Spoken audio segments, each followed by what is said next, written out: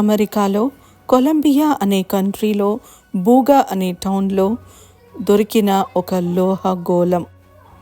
ఈ మధ్య స్పేస్ హ్యాపెనింగ్స్లో బాగా వైరల్ అయిన ఒక టాపిక్. ఇది ఒక మెటల్ స్పియర్.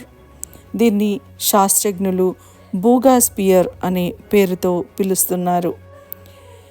ఇది ఎక్కడి నుండి వచ్చింది, ఎవరు పంపించారు అని తెలియకపోవడమే ఈ బూగా స్పియర్ వెనక ఉన్న ఒక మిస్టరీ. బూగా స్పియర్ ఒక లోహపు గోళం లాగా ఉంది.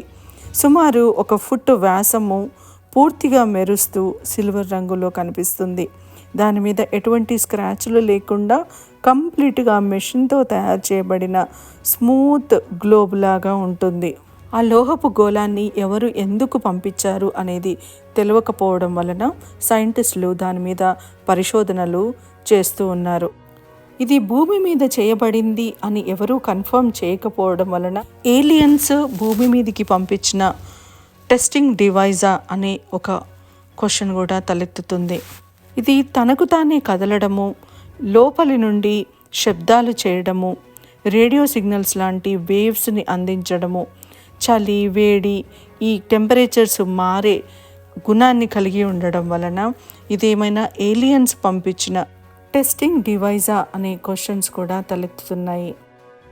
ఇది కనుక ఏలియన్స్ తయారు చేయబడింది అనుకుంటే ఈ బూగా స్పియర్ భూమి మీద దొరికే మెటల్తో చేయబడలేదు అని నిరూపించగలగాలి.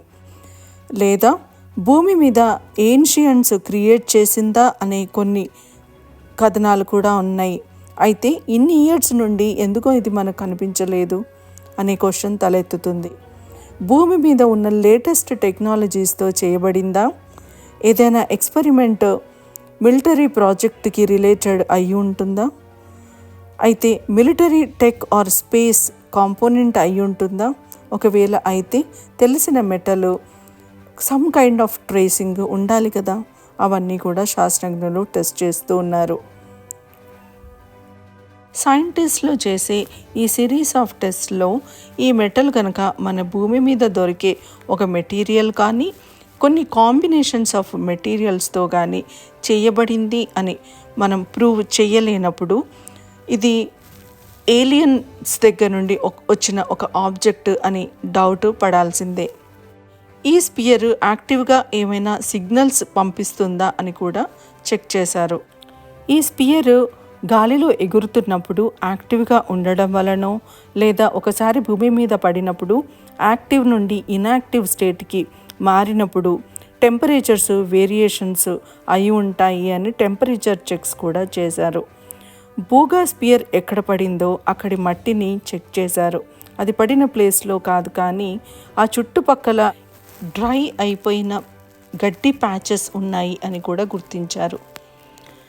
ఇది లేదా కావాలని ఎవరైనా అక్కడ పడేశారా అనే క్వశ్చన్స్ కూడా తలెత్తుతున్నాయి. ఎన్నో మిస్టరీస్తో కూడుకొని ఉన్న ఈ బూగా స్పియర్ ఎక్కడి నుండి వచ్చింది అనే కన్ఫర్మేషన్ రావాలి అంటే సైంటిస్టులు చేసే ఎక్స్పెరిమెంట్స్ మీద ఆధారపడాల్సిందే.